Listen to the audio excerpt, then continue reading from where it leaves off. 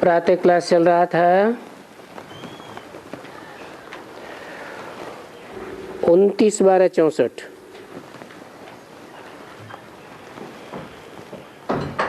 दिल्ली का क्लास है। शुक्रवार को पेज नंबर 4 में बात चल रही थी, जो वॉइसलेस वर्ल्ड थी उसमें क्या बच्चे नहीं होते थे? क्या लक्ष्मी नारायण को बच्चे नहीं थे?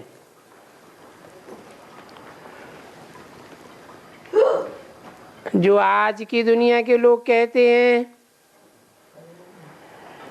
कि विकार के बगैर सृष्टि कैसे चलेगी।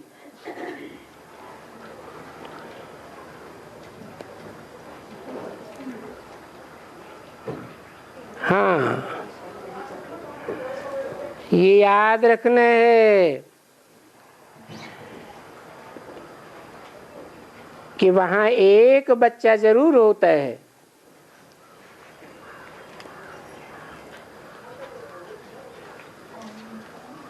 क्योंकि जरूर तख्त पर तो कोई बैठते जाएंगे ना।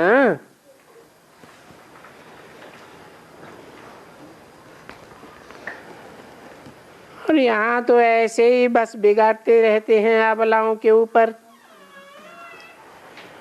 ये ड्रामा है जो बैठ करके समझाते हैं कि बरोबर आगे भी जब अबलाओं के ऊपर अत्याचार हुए थे, पाप का घड़ा भरा था, तभी विनाश शुरू हो गया था। अभी बच्चों को तो ये निश्चय है हाँ कि बाप सामने बैठ करके गाते हैं, मुरली तेरी में जादू। देखो मैं सिंधी में कहता हूँ, मुरली तीजिए में जादू, आहे पेल खुदाई।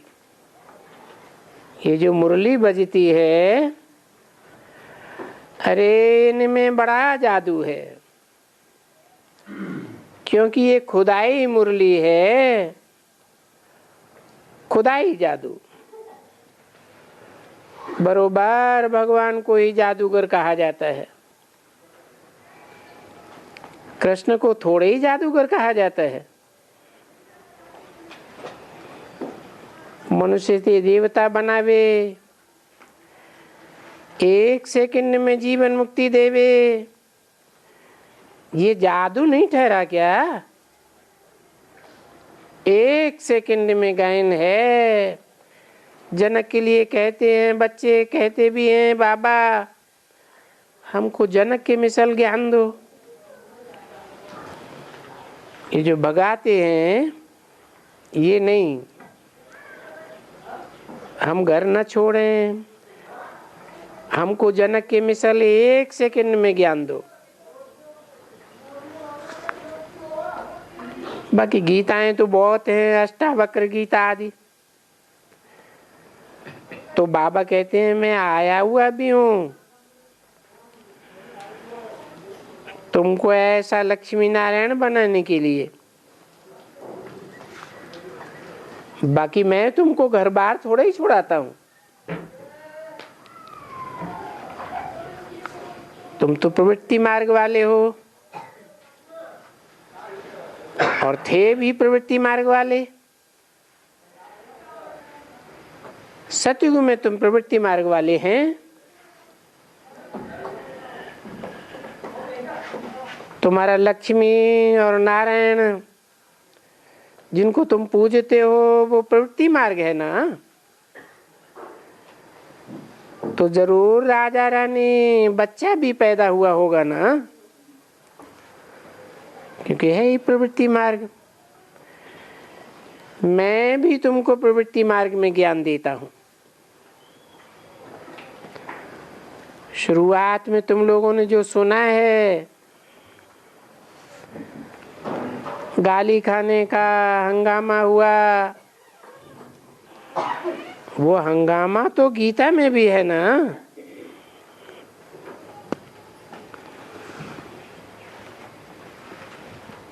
दिखाते हैं कृष्ण को बहुत गालियां दी,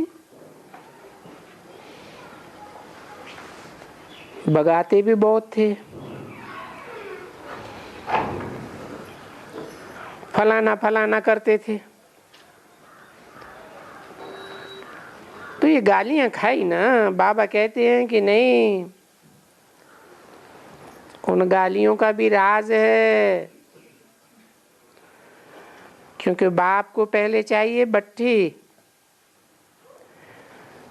जिसमें बहुत कुछ निकले, ज्ञान की भट्टी में डाले, योग की भट्टी में डालें। वो भट्टी बनानी थी। तुम्हारी भागवत में भी लिखा हुआ है कि भट्टी, परंतु उनमें बिल्ली के पुंगरे डाल दिए थे।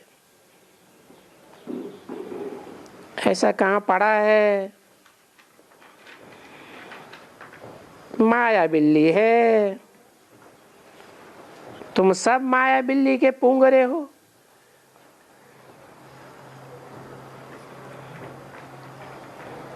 तो उस भट्टी में बिल्ली के पुंगरे बैठे।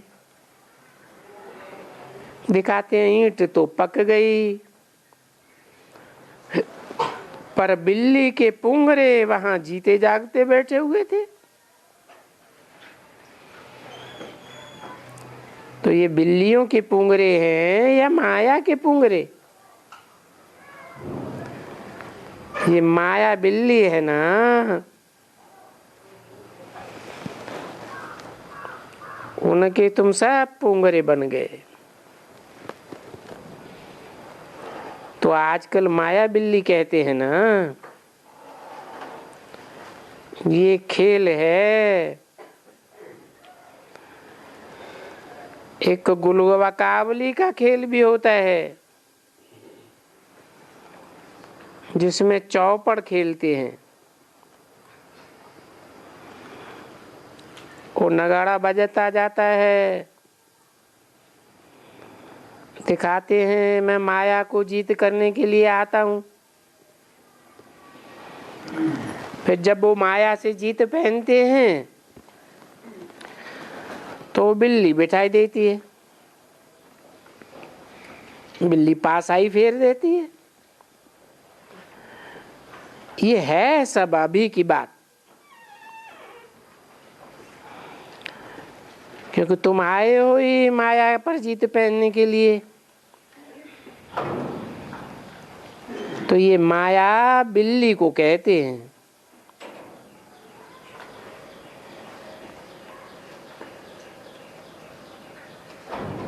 बिल्ली को क्यों कहते हैं?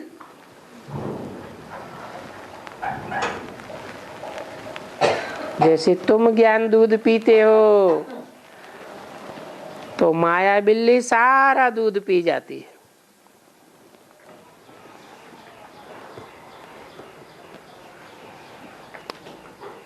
वो घड़ी घड़ी तुम्हारी जो धारा है, दूध की धारा निकलती है ना, उस धारा को ही उल्टा कर देती है। कौन हुई बिल्ली? ब्राह्मणों की दुनिया में वो माया बिल्ली कौन है जिसने ज्ञान की धारा को ही उल्टा कर दिया?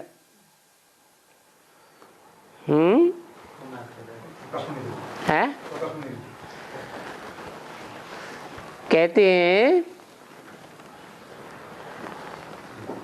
विघ्नों की दीवार खड़ी कर दी। कौन सा धर्म है जिसमें इबादत के समय दीवार सामने खड़ी करके बैठते हैं?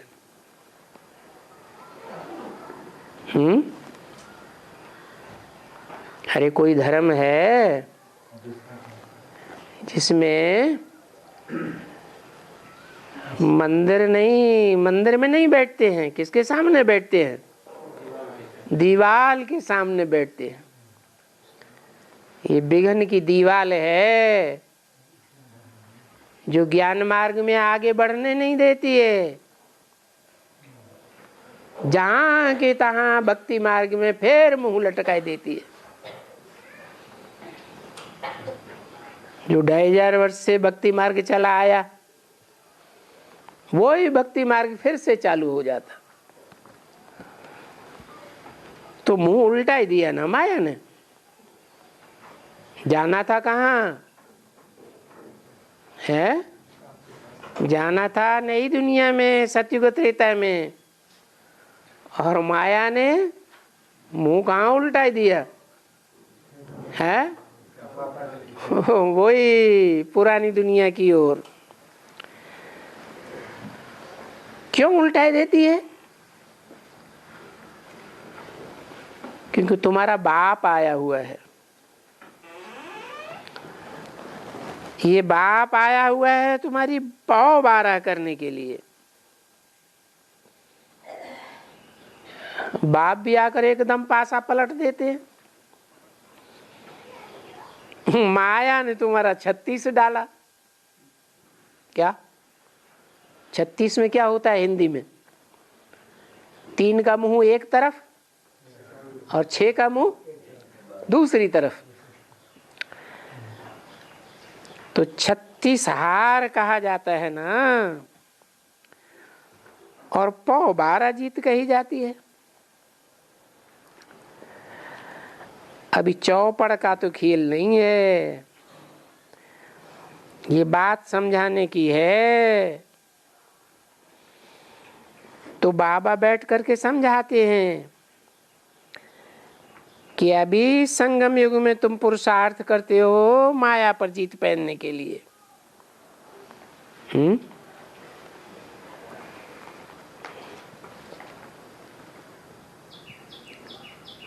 माया पर जीत पहनने के लिए पुरुषार्थ करते हो, और माया है तुम्हारे सामने। प्रैक्टिकल में है माया का रूप है।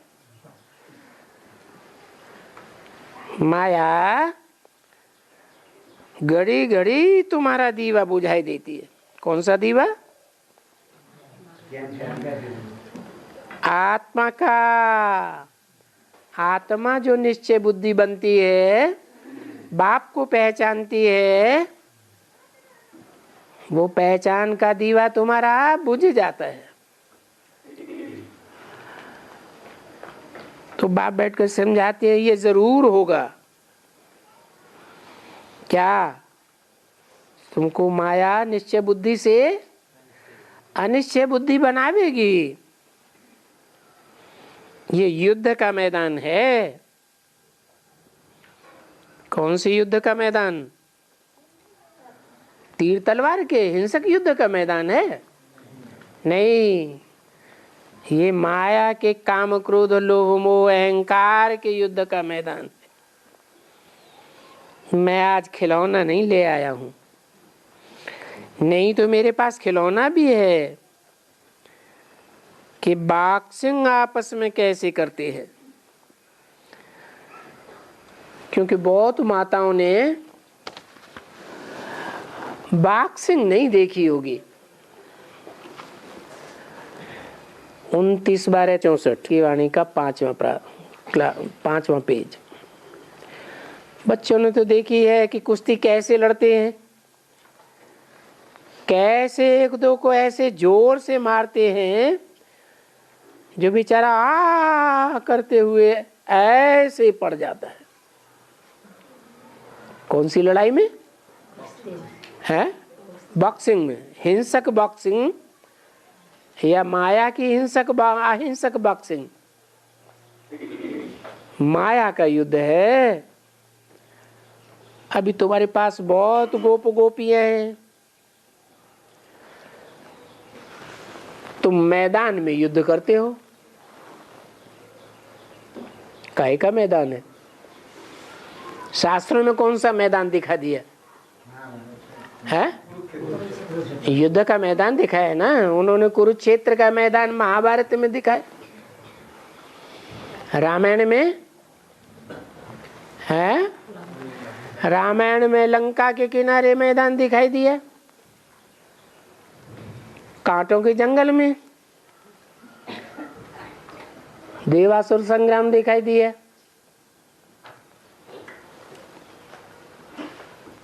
महाभारत में युधिष्ठिर यानी युद्ध के मैदान में माया पर जीत पहने वाला था। नाम क्या रख दिया? युद्ध स्थिर। माना युद्ध में चलायमान हो जाता था, डिग जाता था या स्थिर रहता था? स्थिर रहता था, हारने वाला नहीं था। नहीं तो कोई कोई होते हैं युद्ध का मैदान छोड़ करके भाग जाते हैं। अब ये है कौन सा मैदान? ये तो माया के युद्ध का मैदान है। कभी काम का, कभी क्रोध का। इसको कहा ही जाता है नॉन वायलेंस, कि हिंसक युद्ध। क्या हिंसक नहीं, अभी नॉन वायलेंस सिखलाने वाला आ गया है। 2000 वर्ष रावण राज्य में कौन सा युद्ध लड़ते रहे? वायलेंस, हिंसक युद्ध लड़ते रहे। अभी बाप आया हुआ है ये नॉन वायलेंस युद्ध सिखलाने वाला।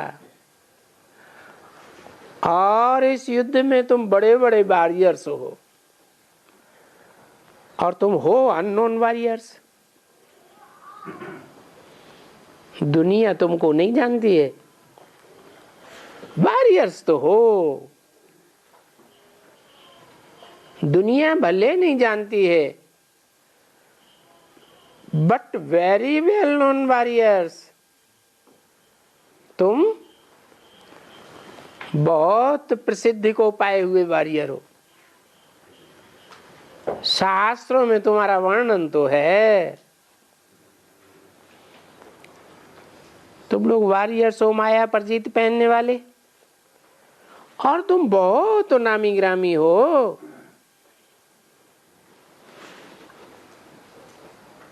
कौन हो तुम? है शास्त्रों में कौरवों की तरफ बड़े बड़े वॉरियर्स कौन कौन दिखाए? दिखाए ना, बहुत प्रसिद्ध है। हाँ, वो भीष्म पितामह तो कौरवों की तरफ, पांडवों की तरफ है युधिष्ठिर, भीम, धृष्टद्युम्न।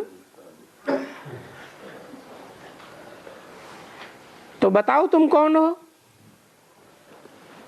तुम हो शिव शक्ति पांडव सेना, जिनकी आज भी पूजा हो रही है। और उस पूजा का आधार क्या है? पवित्रता, प्योरिटी। तो तुम वो हो जिन्होंने पवित्रता को धारण किया है, परंतु कोई मनुष्य इन बातों को जानते ही नहीं है। तुमको कोई जानते हैं? तुम भारत को स्वर्ग बनाने वाली हो। क्या तुम शिव शक्तियां भारत को स्वर्ग बनाने वाली हो? किस आधार पर? पवित्रता और अपवित्रता का जो हिंसक युद्ध है, उस युद्ध हिंसक युद्ध के अहिंसक युद्ध है, उस अहिंसक युद्ध के आधार पर तुम भारत को स्वर्ग बनाती हो। और वो भक्ति मार्ग में जो हिंसक युद्ध दिखाए हैं,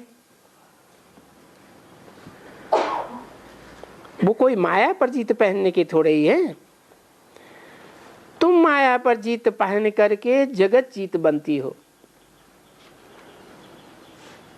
भक्ति मार्ग में जो भी 2500 वर्ष युद्ध दिखाए, उनमें महत्वाकांक्षी तो दुनिया में बहुत बड़े बड़े हुए, हिटलर, नेपोलियन, लेकिन सारे जगत के ऊपर विश्व किसी ने नहीं पाई। विश्व जीत कोई नहीं बने। तुम जगत जीत बनी हो। वो जो सन्यासी लोग या कोई कहते हैं मन जीते जगत जीत, नहीं, ये मन तो कभी जीता ही नहीं जाता है।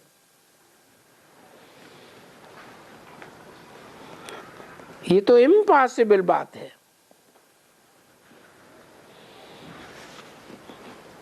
अगर तुम मन जीत लो तो तुम खा ही नहीं सकते हो। मन जीत लेंगे तो कर्म कैसे करेंगे? मन से क्या होता है? संकल्प होता है, और संकल्प ही नहीं करेंगे तो कोई भी कर्म नहीं हो सकता। अच्छे कर्म नहीं होंगे तो तुम स्वर्ग में नहीं जावेंगे। कर्म धारा को रोक देंगे, ये तो हो ही नहीं सकता। जब तक जीवन है तो कर्म धारा तो चलेगी ही चलेगी। आंख है तो देखेगी, कान है तो सुनेंगे।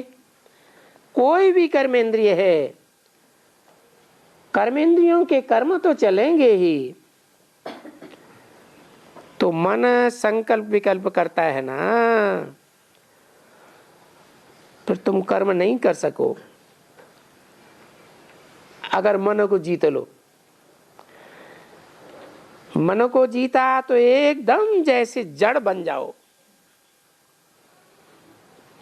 परम धाम में मन होता है? होता है? नहीं, तो क्या हो जाता है वहां? नहीं, नहीं, जड़ हो जाते हैं। जीवन तो इस दुनिया में है, इस दुनिया में है तो मन भी है, और मन है तो संकल्प विकल्प है। तो देखो, जड़ बन जावेंगे तो मन नहीं। अब युद्ध का मैदान है, माया पर जीत पहननी है। ये 5 विकारों के ऊपर जीत पहननी है, और जो 5 विकारों के ऊपर जीत पहननी है, उन 5 विकारों रूपी चोर डकैतों का मुखिया कौन है? हैं? नहीं, काम विकार। तो कहा जाता है काम जीते जगत जीत। और ये विकार, काम विकार बहुत कड़ा है।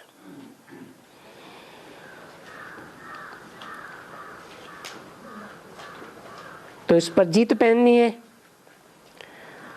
बाप बैठकर बच्चों को समझाते हैं कि ये जादू किसका है। जो 2500 वर्ष से आज तक कोई भी महात्मा, कोई भी साधु संत, कोई भी धर्म पिता इस काम विकार के ऊपर जीत पहनना नहीं सिखा पाए। महात्मा बुद्ध ने गुहार तो बहुत लगाई, मार है, बहुत मारने वाला है, काम विकार के लिए ही कहा, परंतु इसको जीत के नहीं दिखा पाया। अगर उन्होंने जीता होता तो उनके फॉलोअर्स ने भी जीता होता। तो अब ये जादू किसका है जो काम विकार पर जीत पहनना सिखाते हैं? जरूर ये खुदा बाप आकर के इसमें बैठकर तुमको समझाते हैं।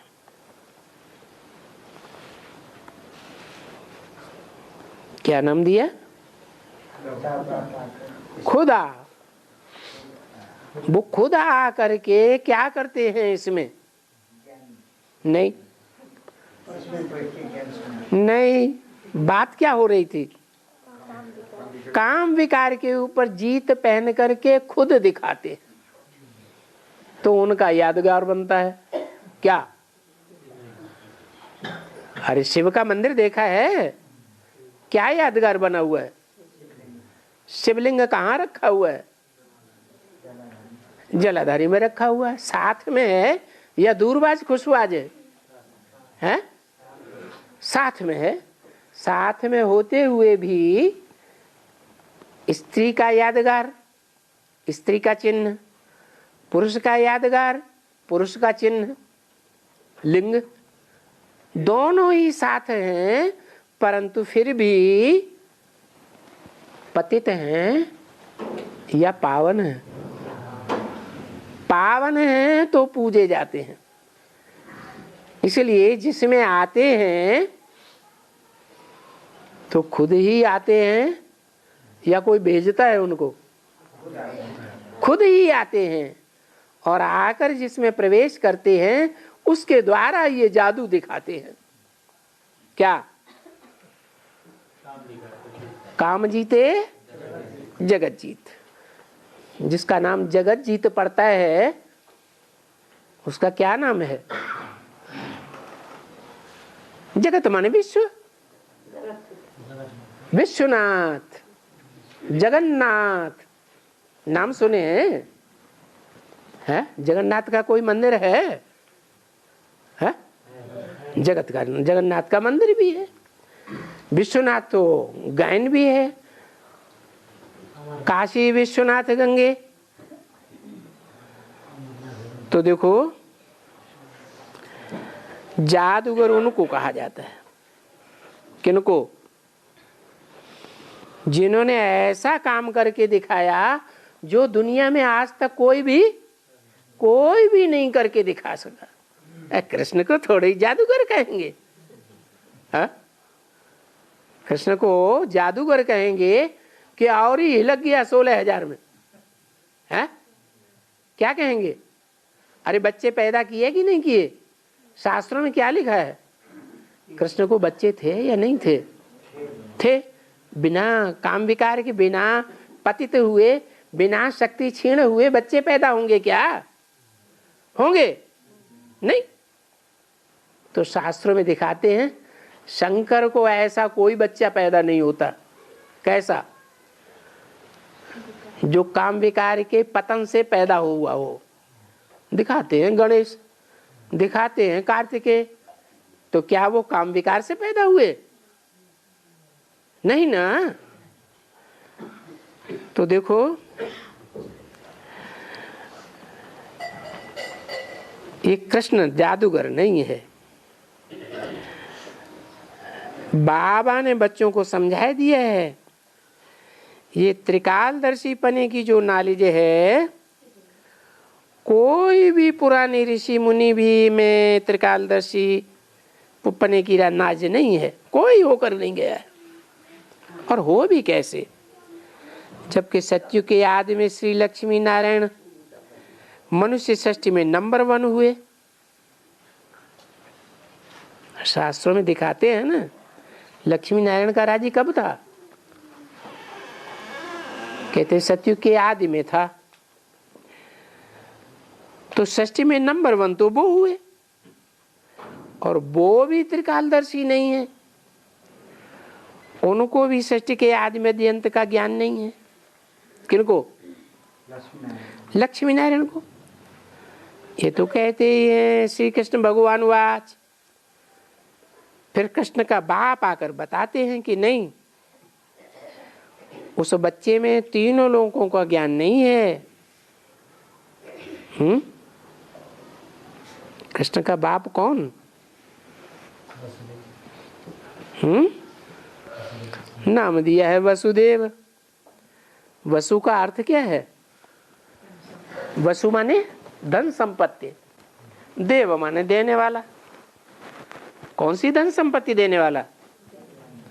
ज्ञान की धन संपत्ति देने वाला।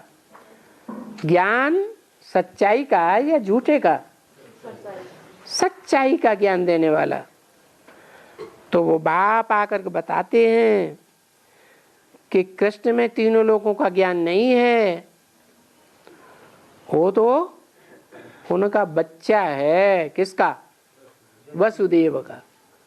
जो ज्ञान धन की संपत्ति देते हैं उसका बच्चा है कौन? कृष्ण। देने वाला है या लेने वाला है? वो तो ज्ञान धन लेने वाला है, तो बिल्कुल ज्ञान धन देने वाला नहीं है एकदम। अगर उनमें ज्ञान होता तो उनको मालूम होता कि अच्छा अभी हम सूर्यवंशी हैं। क्या कहा?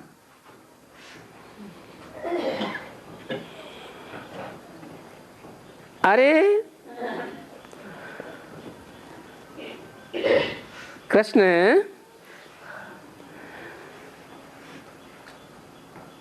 फिर जानते कि अभी हम सूर्यवंशी हैं, फिर मुझे चंद्रवंशी बनना पड़ेगा, पीछे मुझे वैश्यवंशी बनना पड़ेगा, फिर मुझे शूद्रवंशी बनना पड़ेगा। ऐसा अगर वो सोचते कि हमको नीचे गिरना पड़ेगा तो उनकी नींद ही पिट जाती, चिंता लग जाती। बाप बैठकर समझाते हैं, जिसके लिए कहते हैं कि श्री कृष्ण भगवान वाच, और बैठकर ये त्रिकालदर्शी बनाते हैं। उनमें तो ये ज्ञान ही नहीं है। देखो कितनी भारी भूल हो गई है। ये बड़े ते बड़ी भारी भूल है। कौन सी है? जो कृष्ण को भगवान बताई दिया है, गीतापति भगवान, फिर भी तो बाप कहते हैं बुद्धि को ये बाबा भोजन देते हैं। बुद्धि से पूछो कि वो त्रिकालदर्शी हो सकता है? हैं? त्रिकालदर्शी कौन हो सकता है? जो जन्म मरण के चक्र में आता है वो त्रिकालदर्शी हो सकता है, या जो जन्म मरण के चक्र से न्यारा है वो त्रिकालदर्शी हो सकता है? कृष्ण तो जन्म मरण के चक्र में आता है।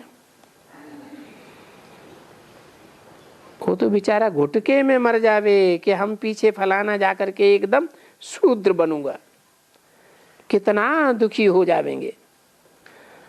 तो वहां ही उनको वैराग आ जावे कि बाबा फिर क्यों ये ड्रामा बनाया, क्यों रचा, जो फिर मुझे दुख मिलेगा। विचारों को घुटका आ जावे, बैकुंठ का सुख ही उड़ जावे। तो नहीं, बाप बैठकर बच्चों को समझाते हैं कि मीठे बच्चे, अभी संगम युग में गार्ड आया हुआ है पढ़ाने के लिए। ऐसे नहीं कि द्वापर युग में कृष्ण भगवान आया गार्ड बनकर आया हुआ था। कृष्ण भगवान द्वापर में गार्ड बन करके आता, वो भी द्वापर के अंत में दिखाते हैं। तो द्वापर के अंत में कौन सा युग आया? कलयुग, तो पापी युग आया। तो भगवान आने का रिजल्ट क्या हुआ है? पापी युग बनाया भगवान ने। अरे भगवान आएगा तो निमित्त बनेगा पुरानी दुनिया को नया बनाने के लिए। तो फादर देखो क्या बनाने आया हुआ है। बोलता है जैसे दूसरे हैं ना, मनुष्य मनुष्य को बनाते हैं। अगर बैरिस्टर है तो क्या बनावेगा? है बैरिस्टर ही बनावेगा। इंजीनियर है तो पढ़ाई पढ़ा के इंजीनियर बनावेगा। सर्जन है तो सर्जन बनाते हैं, यानी मनुष्य से सर्जन भाई। उनको कितना समय लगा? 25 वर्ष लग जाते हैं। ऐसे ऐसे करके 25 बड़े इम्तिहान को ICS को लग जाते हैं।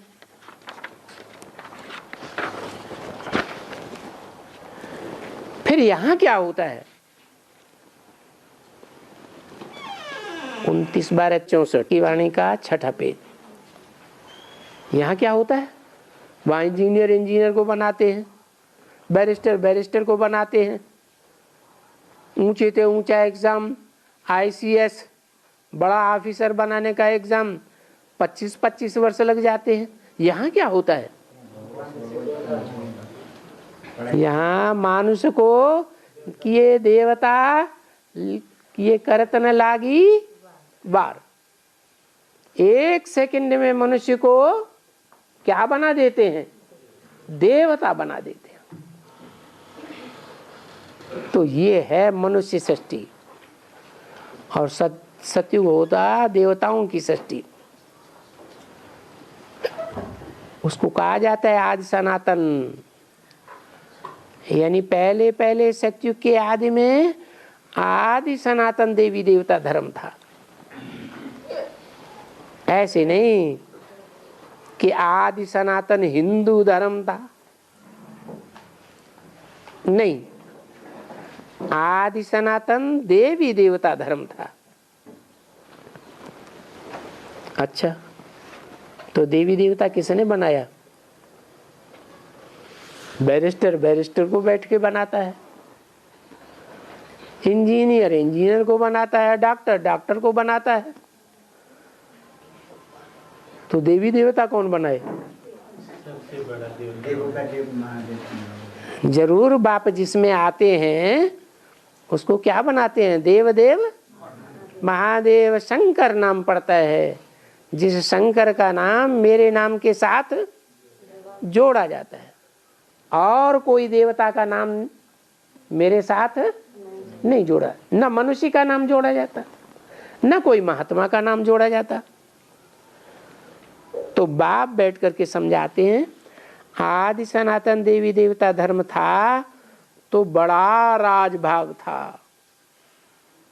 कितना बड़ा राजभाग है? अरे छोटा राजभाग था कि बड़ा राजभाग था? कितना बड़ा? अच्छा, सतयुग में कितना बड़ा होगा? जहां कृष्ण जन्म लेगा उसको टाइटल मिलेगा नारायण का, उनका राजभाग कितना बड़ा होगा?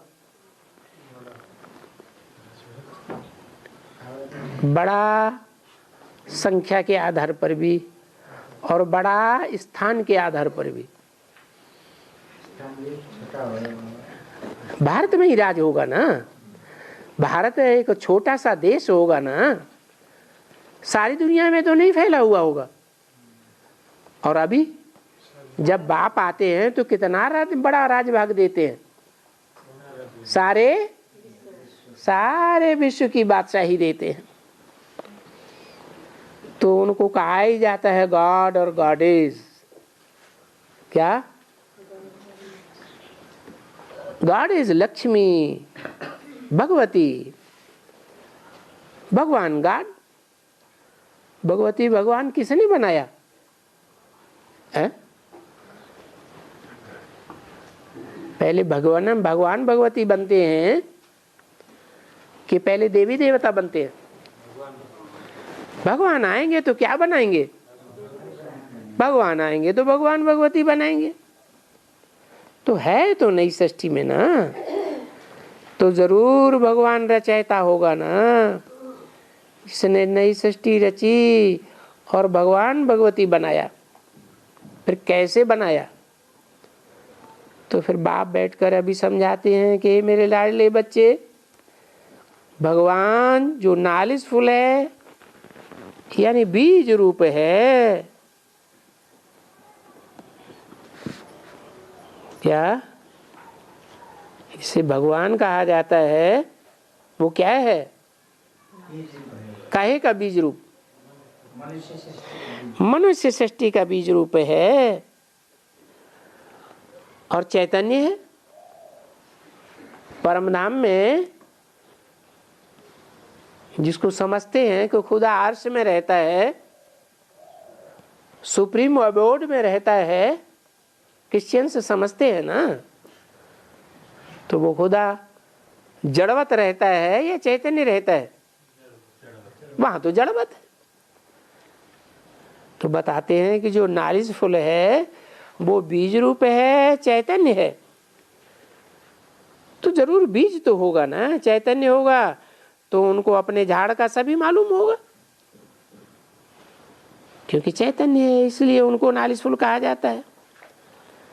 फिर उनको सब कुछ कह सकते हो, त्रिकालदर्शी भी कह सकते हो, क्योंकि तीनों कालों का जानने वाला कोई सन्यासी वन्यासी तो बिल्कुल नहीं हो सकता। फिर जब नहीं जानते हैं तो ये गीता उन्होंने कैसे बैठ करके बनाई?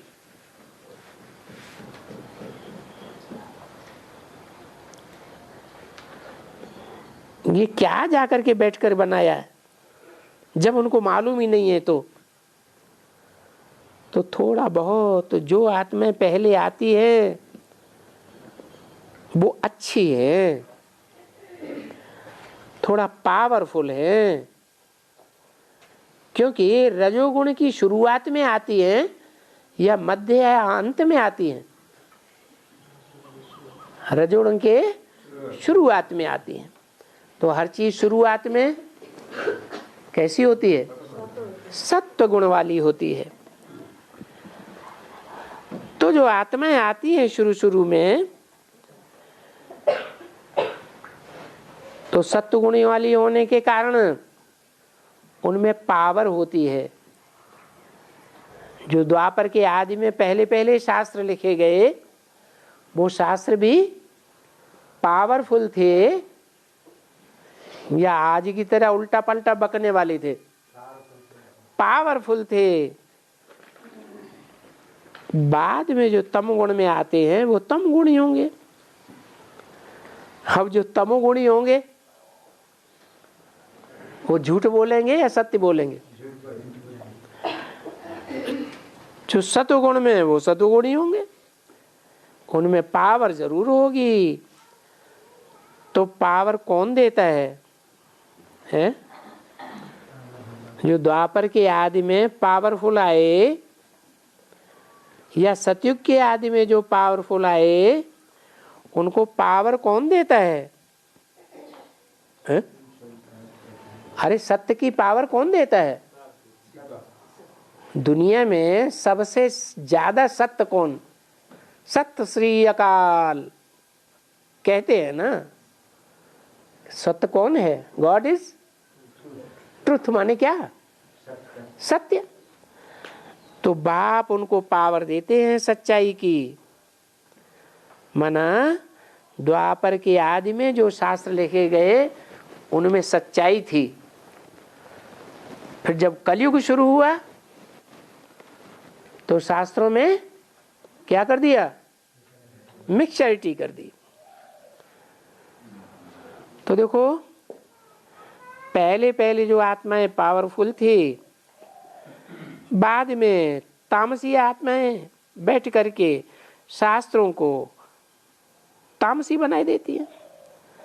तो बाप बैठ कर समझाते हैं, तुम सब बच्चे बैठे हो, जानते हो कि हम आप भविष्य में मनुष्य श्री लक्ष्मी नारायण यानी गॉड इज बनेंगे।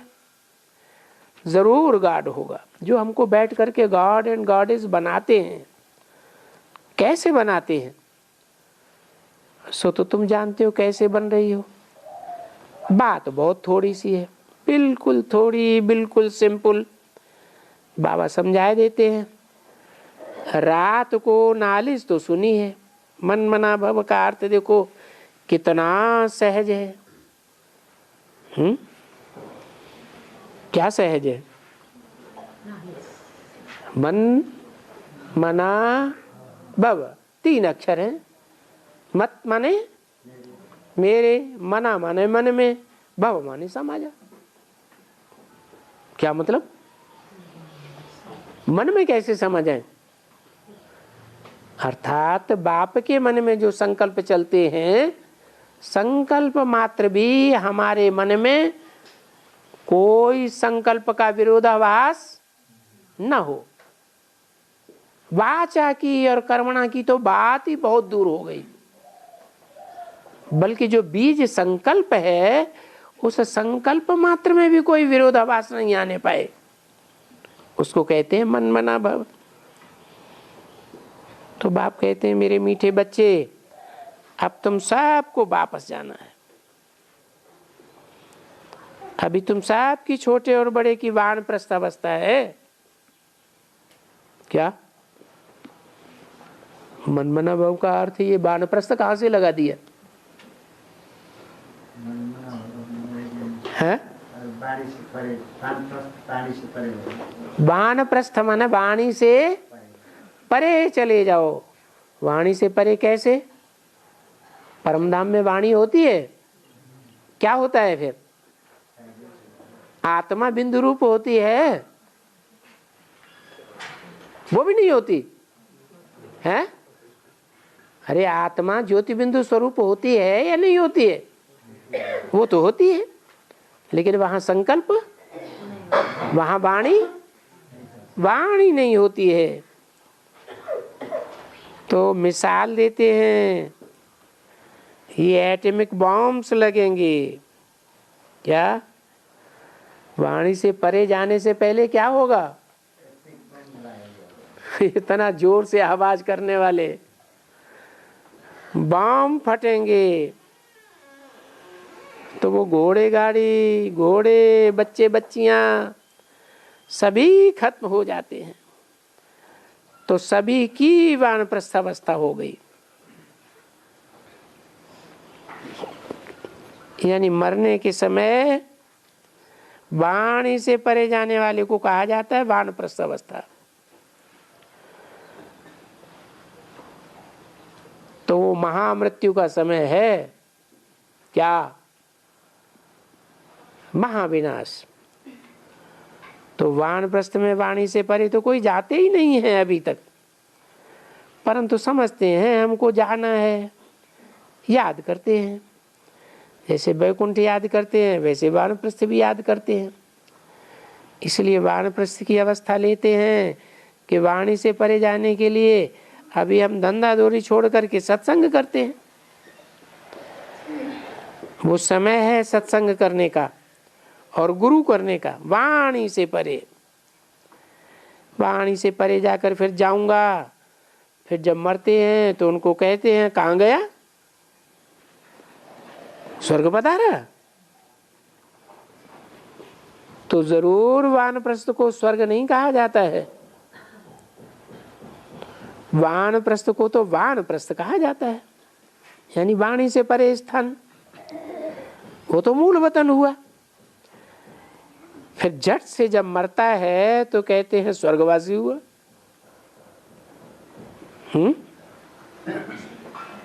क्यों?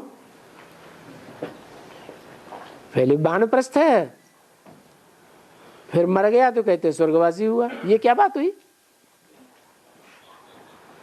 क्योंकि वाया जाना होता है ना, वाणी से परे होकर मुक्तिधाम जाकर पीछे आना है सुखधाम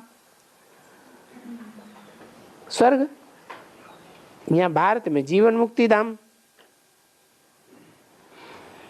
ऐसे तो नहीं है मनुष्यों को कोई मालूम है कि जीवन मुक्ति धाम किसको कहा जाता है। जीवन मुक्ति धाम किसको कहा जाता है? हैं? जीवन में भी रहें और जीवन के दुखों से मुक्त होकर के रहें, ऐसे धाम में रहें। तो देखो, कोई जीवन मुक्ति धाम के अर्थ कोई नहीं जानते, कोई भी कुछ भी नहीं जानते। भारत में ये वानप्रस्थ होना बहुत होता है। 29/12/64 की वाणी का 7वां पेज। फिर देखो वंडर की बात है कि जब मरते हैं तो बोलते हैं वैकुंठवासी हुआ। कहाँ की यादगार है? संगम में कैसे?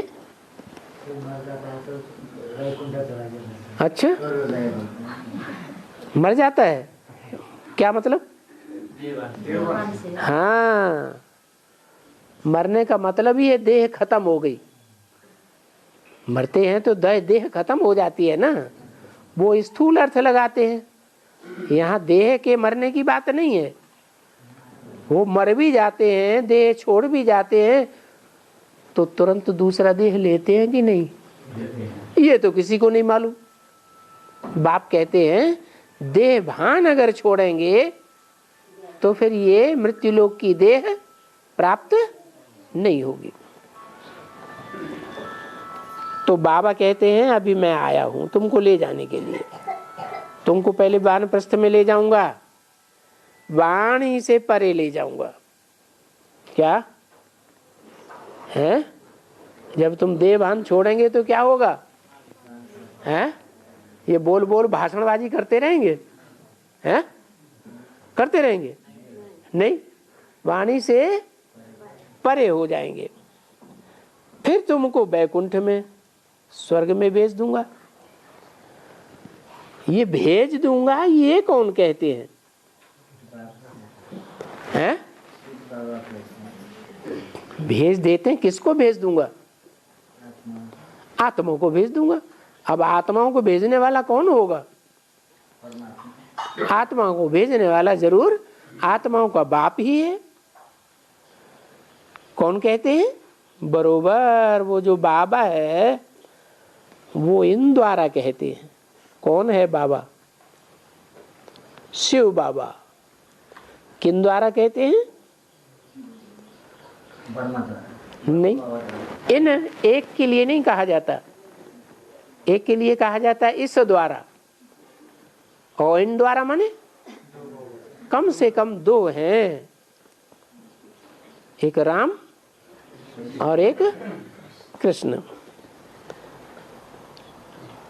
इनको भी तो जाना है ना, किनको, राम और कृष्ण को भी तो जाना है ना। पहले पहले इनको जाना है, किनको है, वानप्रस्थ में या नई दुनिया में पहले पहले किनको जाना है, राम और कृष्ण को जाना है। इनको पहले आना है तो जरूर पिछाड़ी में तुम सभी इनके आएंगे। हम सब किसके पिछाड़ी जाएंगे, राम और कृष्ण के पिछाड़ी जाएंगे। तुम सभी जीवन मुक्त देवी देवता राज्य के लिए पुरुषार्थ करते हो, आसुरी राज्य के लिए पुरुषार्थ नहीं करते हो, देवी देवता राज्य के लिए पुरुषार्थ करते हो। तो बाप बैठ करके समझाते हैं, क्योंकि बाबा रहम दिल है ना। बाबा क्या करते हैं, समझाते हैं कि मारपीट करते हैं कि गाली गलौज करते हैं। कितने साल हो गए समझाते समझाते, हैं 70, 75, 78 वर्ष होने जा रहे हैं। इतने साल से समझा ही रहे हैं कि लाल पीली आंखें करते हैं, समझा ही रहे। तो रहमदिल हुआ ना, है? नहीं तो और जो दुनिया में जो बाप होते हैं वो इतना लंबे समय कोई समझाते हैं और गुस्सा आता कि नहीं, गुस्सा आ जाता है, मारपीट कर देते हैं। और बाप तो कितना रहमदिल है, बाबा कभी किसी को दुख नहीं देते।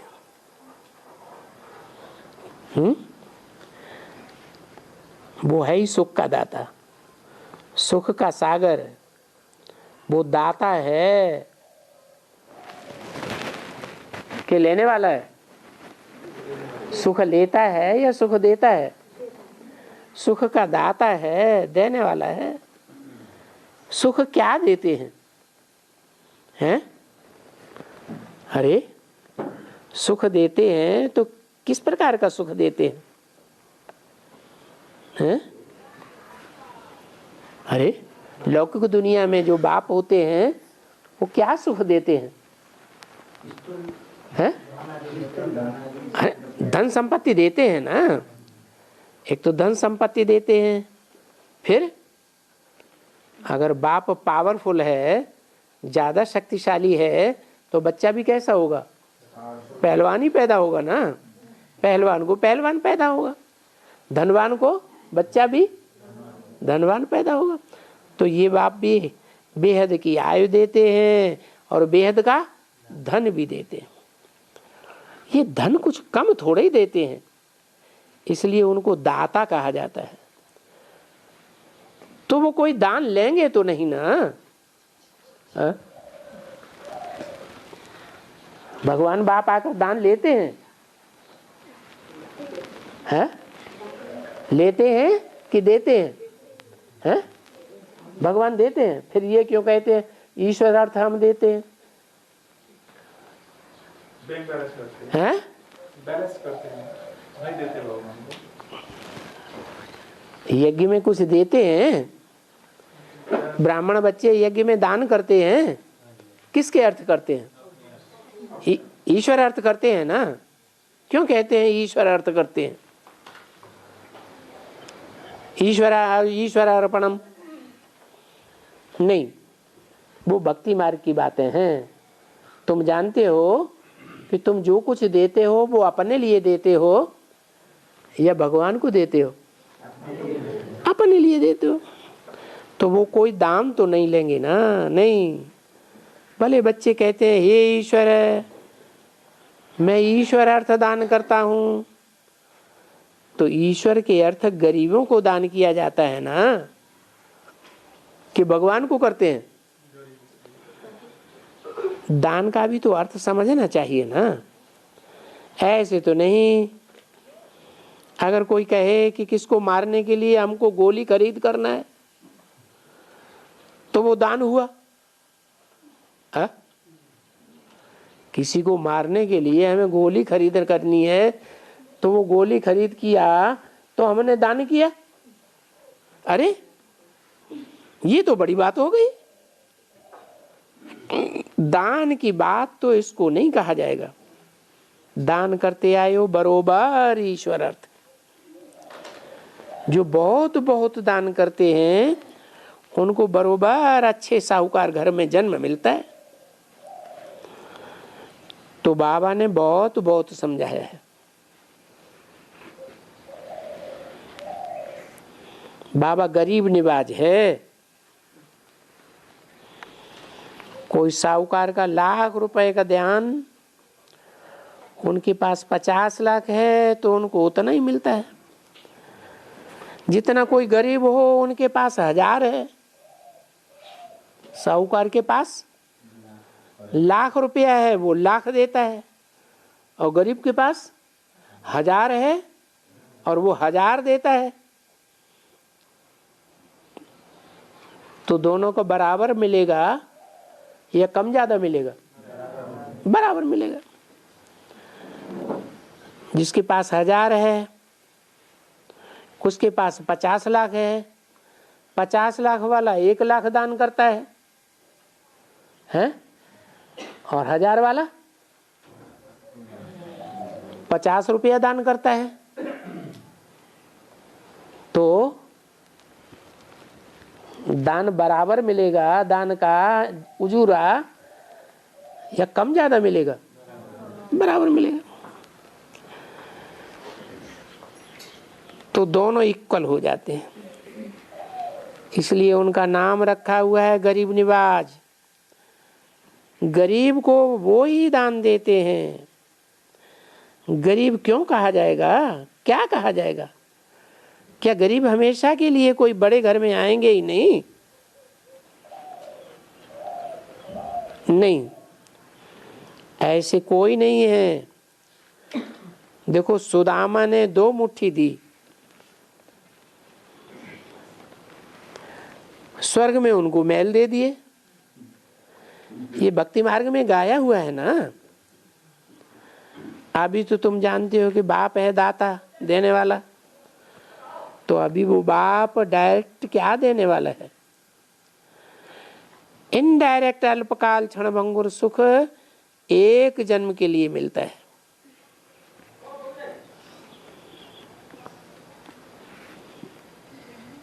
इन महल और माणियों से महत्व ममत्व छूटता ही नहीं है। साहूकारों के लिए कहते हैं ना, गरीब का तो महल माणियां है ही नहीं है। तो गरीब झट आ जाते हैं, बिल्कुल झट।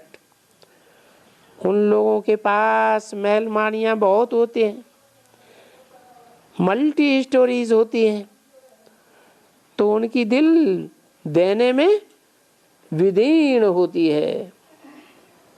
किनकी? साहूकारों की या गरीबों की? है? उनकी दिल विदीर्ण होती है। विदीर्ण होना माने फटना। हाँ, जो साहूकार होते हैं उनके दिल फटता है। अरे इतना बड़ा हमने कमा के रखा, सब फालतू हो जाएगा। आगे भी बाबा ने कहा, बोलते हैं, पहले बुद्धि में तुमको याद रहना चाहिए कि वो इनके तन में आया हुआ है? आया है पराई राजधानी में,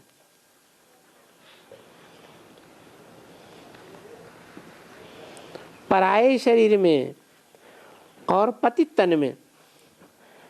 राजधानी भी पतित, तो ये शरीर भी पतित पराया।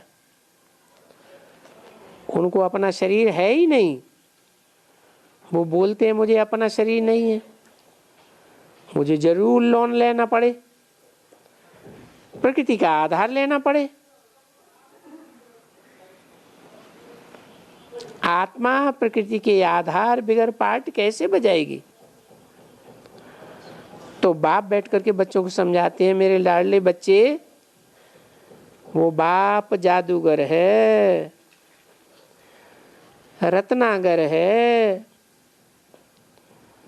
ये ज्ञान रतन देते हैं ना, इस एक एक रतन की जो वैल्यू गाई जाती है, बोलते हैं कि एक एक रतन लाखों लाखों रुपए का। ऐसे नहीं है कि शास्त्रों के रतन लाख रुपए के हैं, नहीं, इसकी बात है। क्योंकि बाप ने बैठकर ब्रह्मा द्वारा आगे भी सभी वेदों, ग्रंथों, शास्त्रों का सार सुनाया है।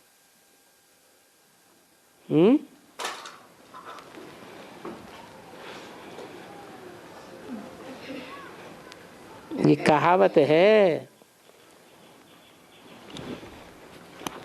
तो ब्रह्मा आया हुआ है ना, ये भी तो बहुत शास्त्र वगैरह पढ़े हुए हैं। ये नंबर 1 भगत, पुजारी नंबर 1 पूज्य बनता है। फिर तुम सभी उनके फॉलोअर्स बच्चे हो, तो कितना हिसाब बताते हैं। भक्ति के पीछे भगवान मिलता है। अरे भला भक्ति तो सब है, कुछ पता ही नहीं पड़ता है।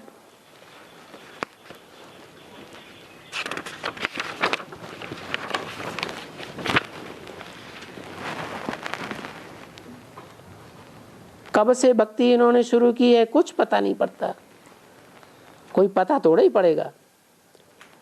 तो फिर उसके लिए बाप समझाते हैं कि शिव भक्ति द्वापर से शुरू होती है।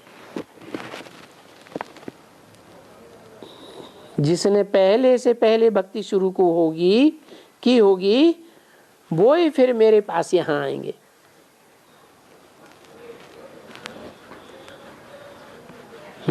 कौन आएंगे? किसने शुरू की है? अरे सीढ़ी के चित्र में देखा नहीं है? पहले पहले भक्ति किसने शुरू की? रामकृष्ण परमहंस भक्त सीढ़ी के चित्र में दिखाया है। रामकृष्ण परमहंस तो ये भी आए कलयुग के अंत में हैं। विक्रमादित्य ने, तो विक्रमादित्य ने पहले पहले भक्ति शुरू की,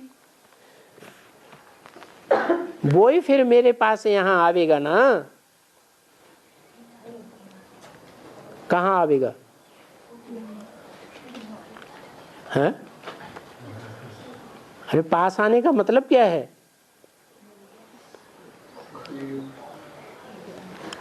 अरे अच्छा, पढ़ाई तो बहुत बच्चे पढ़ रहे हैं ना, ब्राह्मण बच्चे पढ़ाई पढ़ रहे हैं ना, पढ़ाई पढ़ने वाले बच्चों में कौन सा बच्चा है जिसके लिए पढ़ाई पढ़ाई जा रही है? तो वो ही आगे जागे ना।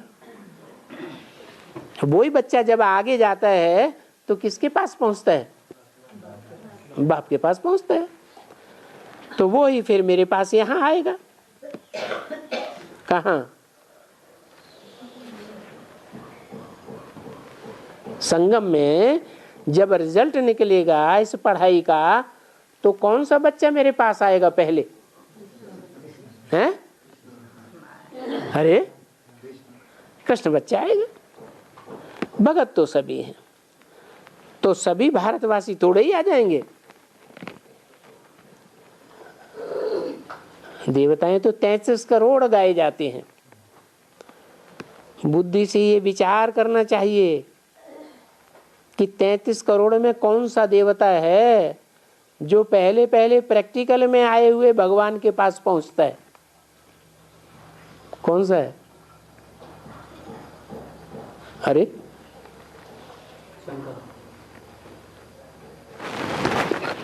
परिवार में बाप के पास सबसे नजदीक कौन होता है?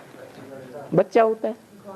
तो ऐसे ही भगवान बाप है, वो आकर के जिस देवी देवता सनातन धर्म सूर्य वंश की स्थापना करता है, उस वंश में पहला पहला बच्चा कौन है? कृष्ण बच्चा। ओम शांति।